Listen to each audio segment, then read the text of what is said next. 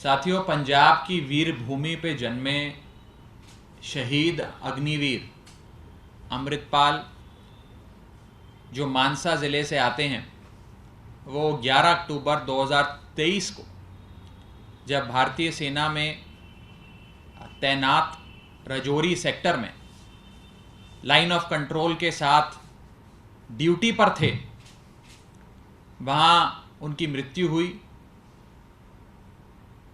और उस मृत्यु के उपरांत जब उनके पार्थिव शरीर को उनके गांव मानसा ज़िले में स्थित उनका गांव कोटली कलां लाया गया, तो अग्निवीर स्कीम की सच्चाई देश की जनता के सामने आई।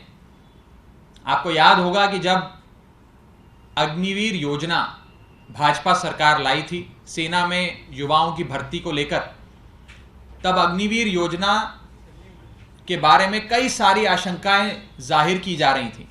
आम आदमी पार्टी ने भी बड़ी बुलंदी से अग्निवीर योजना की आशंकाएं जाहिर करी। कई महत्वपूर्ण प्रश्न उस योजना से संबंधित भारत सरकार पे, मोदी सरकार पर दागे, लेकिन उस समय भाजपा सरकार की कान पर जू नहीं रहेंगी। लेकिन आज ये कहने में मुझे कोई गुरेज नहीं है कि जिसका डर था वही हुआ, जिसकी शंका थी वही हुआ।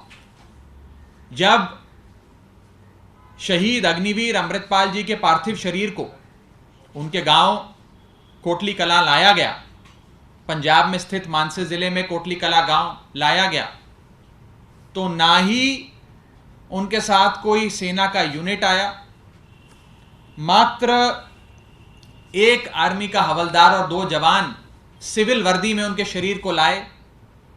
प्राइवेट एम्बुलेंस में उनके पार्थिव शरीर को लाया गया, कोई सेना की गाड़ी भी मुहैया नहीं कराई गई।